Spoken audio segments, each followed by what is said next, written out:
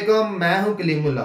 आज हम बात करेंगे अगर इन्फेक्शन महसूस हो तो कोरोना वायरस का इलाज कैसे किया जा सकता है। हमारे साथ हैं अली अकबर साहब। अस्सलाम वालेकुम सर, क्या हाल है? वालेकुम अस्सलाम कलीमुल्ला, मैं ठीक हूँ। आपका क्या हाल है? अल्हम्दुलिल्लाह सर, मैं ठीक हूँ। सर आप हमें बताएं, अगर किसी को कोरोना वायरस का इन्फेक्शन हो तो इसकी अलामात क्या है वो, और वो इसका इलाज किस तरह कर सकता है? जी कलीमुल्ला, आजकल ये टॉपिक बहुत अहम है जी सर, लोगों बिल्कुल। के लिए, हमारे लिए और हमारी फैमिलीज के लिए। तो सबसे पहले अभी तक जो रिसर्च हो चुकी है चाइना में, और उसके अलावा जो रशिया में रिसर्च हो रही है, और इसके साथ साथ पूरी दुनिया में, हत्ता कि ईरान में बहुत से केसेस आए ऐसा ही और है वहाँ सर। पर जो रिसर्च हुई इस रिसर्च के नतीजे में जो इलाज अभी तक बताया गया है, जो ट्रीटमेंट बताया गया है, और कौन कौन सी चीज़ें जो बंदे को इस बीमारी से लड़ने के लिए फ़ायदेमंद है, जी सर। और अगर किसी को इन्फेक्शन है तो वो इस इन्फेक्शन से किस तरह से जान छुड़ा सकता है, और अल्लाह ताला उसको सेहत और तंदुरुस्ती दे, क्या करना चाहिए। इसके तकरीबन 8 मुख्तलिफ तरीके अभी तक जो हैं वो फाइनलाइज हो चुके हैं, जो हम आपके साथ शेयर करना चाहते हैं। 8 different ways to fight with the corona virus, जिसमें चाइना में सबसे ज़्यादा इफेक्टिव जो बताया, उसमें 2 तरीके चाइना ने बताए जो सबसे ज़्यादा इफेक्टिव है। एक तो ये है कि भाप लेना। आप क्या करते हैं कि आप पानी गर्म करते हैं, और पानी गर्म जब फुल हो जाता है और उसमें से भाप उठना शुरू हो जाती है, तो आप उसे रखें, किसी भी बर्तन में लें, और अपने ऊपर टॉवल जो है, वो बड़ा सा टॉवल जो होता है, बाथ टॉवल, वो लेकर उसमें मुंह के जरिए, यानी कि सांस आपने नाक के जरिए नहीं लेना, मुंह के जरिए बड़े बड़े सांस लें कि वो जो भाप है आपके फेफड़ों में जाए, और फिर इसी तरह से एक्सहेल हो। इसको कहते हैं इनहेलेशन ऑफ स्टीम, या स्टीम इनहेलेशन कह लें। तो इसका मतलब क्या होता है कि आप भाप को इनहेल कर रहे हैं और साथ ही साथ एक्सहेल कर रहे हैं, तो आप लंबे लंबे सांस लेते हैं उस भाप के ऊपर। तो ये एक तरीका है। इससे आपका जो फेफड़ों का होता है पूरा निज़ाम, और सांस की नाली और वो जो सारी साफ हो जाती है, और कोरोना वायरस का अगर इन्फेक्शन हो भी तो वो इनफेक्टिव हो जाता है। जी और ये सर। बहुत अच्छा तरीका है। इसके साथ साथ दूसरा तरीका जो उन्होंने बताया, वो बताया गया कि सूप। आप लोग क्या करें कि आप बीफ है, वेजिटेबल है, मशरूम है, इसका सूप बनाते हुए उसमें बहुत ज़्यादा मिकदार में आप उसमें लहसुन डालते हैं। ठीक है, जिसे हम हमारे उधर बोलते हैं, जैसे आप बोलें गार्लिक है, जी सर। लहसुन है, और इसके साथ साथ गिंगर का इस्तेमाल आप करते हैं, यानी अदरक, इसका इस्तेमाल करते हैं। तो ये 2-3 चीज़ें आप स्पेशली ज़्यादा क्वांटिटी में यूज़ करते हैं उस सूप के अंदर, और फिर उस सूप को आप इस्तेमाल करें दिन में 3 दफ़ा। जी ठीक सर। है, ये 2 तरीके जो बहुत ज़्यादा इफेक्टिव बताए गए, ठीक है, जो चाइना ने बताया। और उसके बाद रशिया की रिसर्च की बात आती है, तो रशिया ने इसी तरह से एक तरीका जो बताया, अभी उसके साइंटिस्ट जो उन्होंने शेयर किया कि अदरक का बहुत ज़्यादा इस्तेमाल, आप कच्चा अदरक खाएं या आप सूप में डालकर अदरक का इस्तेमाल करें। अदरक इस बीमारी में जो बहुत ज़्यादा मुफीद है। अगर किसी भी बंदे को इन्फेक्शन है तो वो गिंगर का इस्तेमाल करता है। जी सर। तो आप इस बात को ज़हन में रखें कि यहाँ आज़रबाईजान में और रशिया में जो अदरक 4-5 मनात का किलो था, अब वो चला गया है 45 मनात का किलो। यानी हो सकता है 8 मनात का किलो हो, लेकिन अब वो चला गया है 45 मनात तक। ठीक है, बहुत ज़्यादा यहाँ के लोग जो उसे रशिया में और आज़रबाईजान में बहुत ज़्यादा क्वांटिटी में उसको इस्तेमाल कर रहे हैं, और उसका फ़ायदा भी डेफिनेटली, ये तो आप सबको पता है, हम घरों में डेली इस्तेमाल करते हैं, और उसका हमारे ये एक तो टेस्ट के साथ साथ उसका फ़ायदा भी है। उसके साथ जब हम आ जाते हैं, तो अब टोटल जो है, इसके साथ मैं आगे बात करूंगा। ईरान में जो इन्फेक्शन हुआ और उसके बाद डॉक्टर ने जब उसका ट्रीटमेंट किया, तो उन्होंने क्या बताया, उन्होंने जो बताया कि मसलन सबसे ज़्यादा इफेक्टिव 2-3 चीज़ें हुई। एक तो नमक जो है वो गर्म पानी के अंदर डालकर उसे गर्म पानी के गरारे किए गए। जी सर। ठीक है, और उसके साथ साथ स्टीम का इस्तेमाल, यानी स्टीम ली गई। पूरा यहाँ पर ये निज़ाम है। और साथ ही साथ सूप का इस्तेमाल, और इसके साथ हनी जो है, शहद, उसका चाय के अंदर या दूध के अंदर, नीम गर्म दूध के अंदर इस्तेमाल जो है, वो बहुत ज़्यादा इफेक्टिव बताया गया। ठीक हो गया सर। अब टोटल 8 तरीकों को मैंने आपके साथ शेयर किया, चाइना के तरीके, और उसके साथ साथ रशिया और ईरान के। अब टोटल जो 8 तरीके हैं वो आपके साथ समराइज करना चाहते हैं। उसमें सबसे पहले आप ले लें नमक वाले पानी के गरारे करना। फर्स्ट इसको ब्राइन सोल्यूशन कहते हैं। आप सबसे पहले जो है नमक वाले एक मेथड जो हो गया, आपने अगर आपको इन्फेक्शन महसूस होता है तो इस बात को जहन में रखें 3 दिन तक गले के अंदर जो है ये वायरस रहता है और फिर उसके बाद ये फेफड़ों में जाता है और इन्फेक्शन आगे बढ़ता है। तो अगर आपको खांसी आ रही है, ज़ुकाम है, और ज़ुकाम इस तरह से है कि ज़ुकाम के साथ साथ बुखार भी है और गले में दर्द हो रही है, खांसी वैसे भी आ सकती है, और इन्फेक्शन जो है वो इन्फेक्शन की अलामत में ये है कि गले में दर्द महसूस होगा, ज़ुकाम होगा, नाक से पानी बहेगा और साथ साथ बुखार होगा। तो अगर आपको इन्फेक्शन है और महसूस हो रहा है आपको कि मुझे इन्फेक्शन हो गया है, तो आप क्या करें, नमक वाले पानी के गरारे और उसके साथ साथ दूसरा जो है स्टीम, आप गर्म पानी जो है उसको पानी को बॉयल करें और वो भाप जो है मुंह के ज़रिए आप इसको स्टीम इनहेल करें और एक्सहेल करें, यानी स्टीम लें भाप लें। तीसरा जो है इसमें सबसे ज़्यादा आ जाता है यूज़ ऑफ गार्लिक आ जाता है, लहसुन का इस्तेमाल। लहसुन का इस्तेमाल आप कैसे कर सकते हैं, वैसे कच्चा अगर खाएं तो वो बहुत ज़्यादा फ़ायदेमंद है, लेकिन मुझे पता है कच्चा नहीं खाया जाएगा, तो उसके लिए आप ये करें कि सूप जो है बीफ सूप, उसके अंदर पूरा लहसुन का जो एक बड़ा सा हिस्सा होता है उसको आप डालकर उसको बॉयल करें। बॉयल करने के बाद आप उसको अच्छी तरह से सूप को पकाने के बाद उस सूप का दिन में 2 दफ़ा या 3 दफ़ा इस्तेमाल करें। चौथा तरीका जो है यूज़ ऑफ गिंगर, ये कच्चा भी आप खा सकते हैं और उसके साथ साथ सूप के अंदर भी आप कर सकते हैं। पांचवा तरीका जो है उसमें उन्होंने बताया कि आप दूध के अंदर जो हल्दी है, ये 1 चम्मच हल्दी का आप डालकर एक कप दूध के अंदर, नीम गर्म दूध के अंदर, उसमें अगर शहद भी आप डाल लेते हैं और साथ साथ ये हल्दी भी डाल लेते हैं तो ये बहुत ज़्यादा फ़ायदेमंद है। ये आपकी पूरी जो अंदर की बॉडी है उसको, आपकी जो इम्यून सिस्टम है उसको बहुत ज़्यादा एक्टिव कर देता है। और आपको पता है पुराने वक्तों में जब बंदे को चोटें लग जाती थी तो उसको हल्दी वाला दूध पिलाया जाता था। ऐसा ही है सर। ये उसकी कुव्वत मदाफ़त को बहुत ज़्यादा बढ़ा देता है। तो उसके साथ साथ आप शहद का इस्तेमाल करते हैं, ये छठा तरीका है। और सातवां तरीका ये है कि आप सूप जो है, सूप आप बीफ सूप बना सकते हैं, वेजिटेबल सूप बना सकते हैं, मशरूम सूप बना सकते हैं, लेकिन इस सूप में आपने एक तो लहसुन का इस्तेमाल करना है ज़्यादा मकदार में जिसे हम बोलते हैं, और साथ ही साथ आपने जो है गिंगर का इस्तेमाल करना है, गार्लिक और गिंगर इन दोनों का इस्तेमाल करना है, और साथ आपने इसमें लीमू का इस्तेमाल करना है। विटामिन सी जो है ये बहुत ज़्यादा इफेक्टिव है, लीमू या संतरा जो है इसको खाना और लीमू का इस्तेमाल करना बहुत ज़्यादा फ़ायदेमंद है। और इसके बाद आठवां तरीका जो है यूज़ ऑफ कलवंजी, आप शहद वाले दूध के साथ अगर 1 चम्मच या आधा चम्मच कलवंजी का भी इस्तेमाल कर लें तो वो इस बीमारी से लड़ने के लिए और आपकी कुव्वत मदाफ़त को बढ़ाने के लिए बहुत ज़्यादा इफेक्टिव है।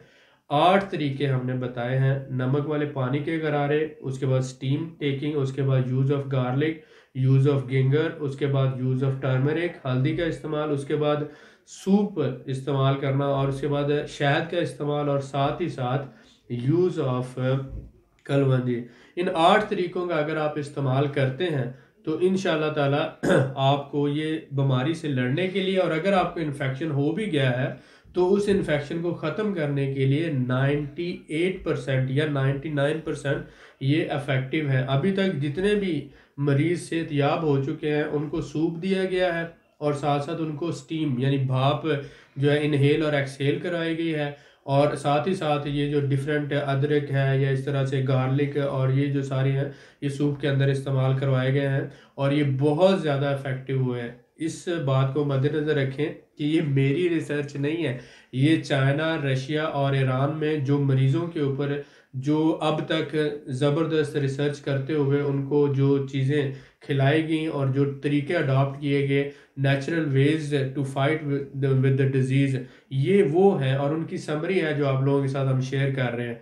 तो इसको आप, एक तो हमारी रिक्वेस्ट ये है कि सीरियस लें, दूसरी रिक्वेस्ट ये है कि ये कोशिश करें कि ये जो वीडियो है तो अपने दोस्तों के साथ भी शेयर करें, और ये अगर वीडियो शेयर नहीं करते तो कम से कम इंफॉर्मेशन ज़रूर शेयर करें कि ये जो है, ताकि किसी बंदे को अगर इन्फेक्शन है या उसकी अलामत है तो बीमारी से वो बेहतर तरीके से लड़ सके और अल्लाह ताला आपको सेहतयाब करे।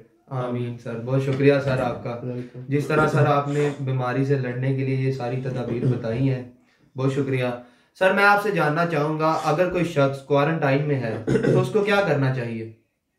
देखिए, क्वारंटाइन में जाने का मेन क्या होता है कि आपको अगर इन्फेक्शन हो गया है जी तो सर। आप दूसरों से अलहदा हो जाते हैं।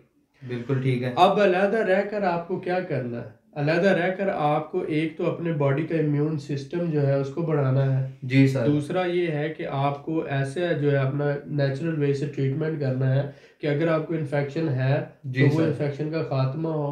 और तीसरी सबसे क्वारंटाइन में रखने की वजह ये होती है कि आपके अंदर जो इन्फेक्शन है दूसरों तक ना फैले। बिल्कुल ठीक। तो आप इंटरेक्शन कम से कम करें दूसरे लोगों के साथ। और ये आप क्वारंटाइन में रहते हुए जैसे हमने 8 तरीके बताए हैं, जी सर। आप ये सारे लोग जो क्वारंटाइन में हैं उनके लिए ज़रूरी है कि वो सुबह उठते और रात को सोने से पहले नमक वाले पानी के गरारे करें। जी सर। दिन में 2 दफ़ा भाप इनहेल करें, एक्सहेल करें जी सर। भाप। और सूप दिन 2 से 3 दफ़ा, वेजिटेबल है या बीफ सूप है, इसका इस्तेमाल नींबू के साथ, अदरक के साथ और साथ ही साथ लहसुन, इन सारी चीज़ों को मिक्स करके ये सूप का इस्तेमाल करें। जी सर। और अगर अफोर्ड कर सकते हैं तो शहद जो है उसको भी खाएं और साथ साथ कलवंजी का इस्तेमाल करें।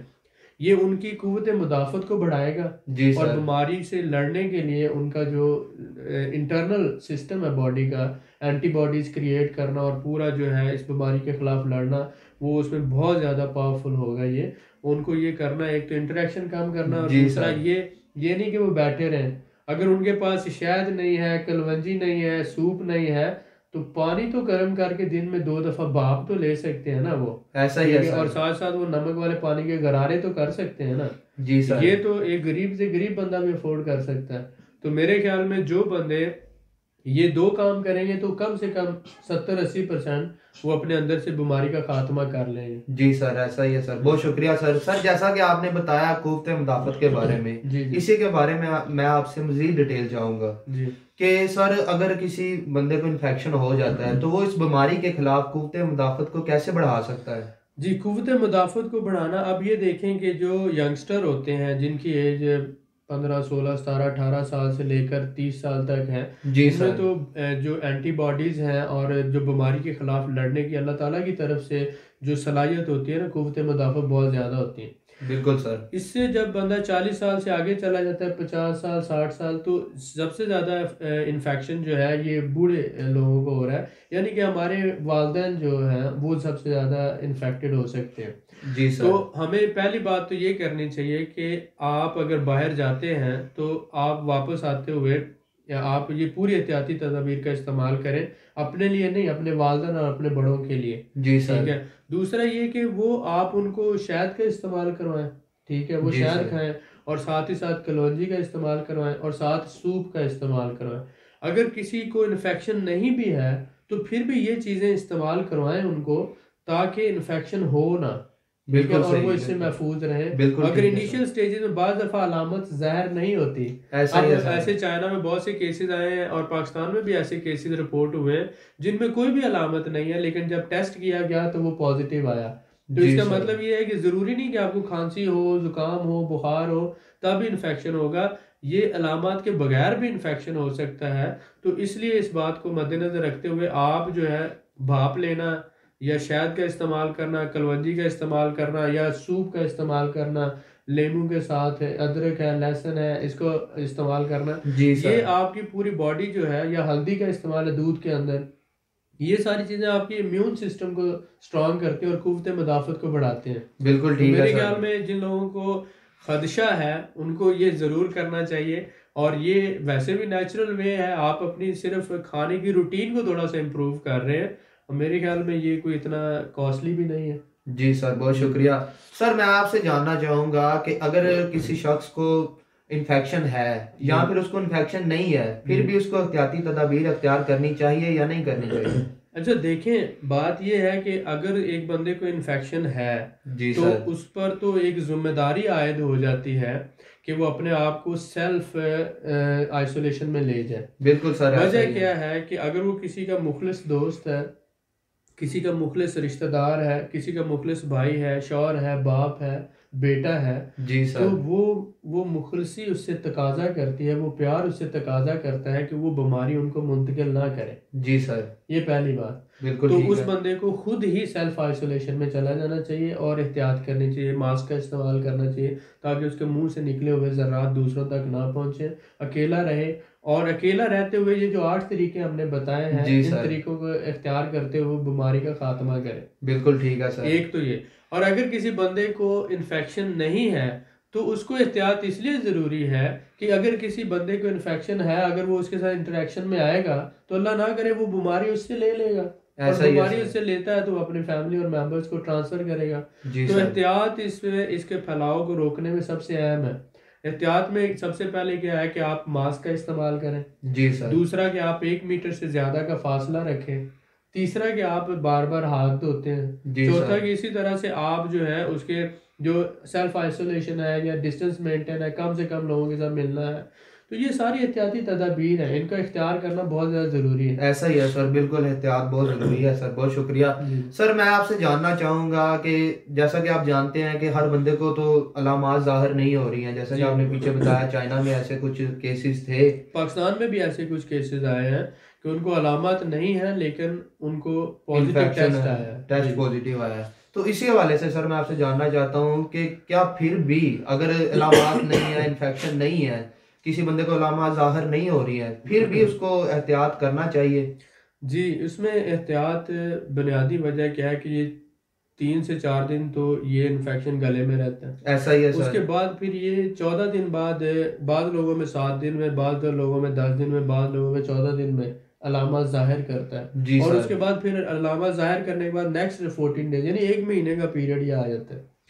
अब इसमें एहतियात का मकसद ये है कि अगर आपको किसी बंदे से ये इन्फेक्शन हो गया है तो आपको पता ही नहीं चलेगा। बिल्कुल सर, ऐसा ही है, नहीं पता तो चलता। इसलिए ज़रूरी है कि एक तो हैंडशेक कम से कम करें। जी सर। दूसरा ये कि फासला मेंटेन रखें। तीसरा मास्क का इस्तेमाल करें, हो सकता है तो ग्लव्स का भी इस्तेमाल कर लें। ठीक हो है। गया। तो ये सारी चीज़ें ज़रूरी हैं कि एक तो आप अपनों को महफूज कर रहे हैं और दूसरा आप अपने आप को महफूज कर रहे हैं। बिल्कुल सर, ठीक ऐसा ही है। है। इसके लिए बहुत ज़्यादा ज़रूरी है। जी सर, बहुत शुक्रिया सर आपका। मजीद मालूमात के लिए हमारे चैनल को सब्सक्राइब करें, वीडियो को लाइक करें और शेयर करें। बेल आइकन को जरूर प्रेस करें ताकि हमारी अगली वीडियो आपको मिल सके। अल्लाह हाफिज।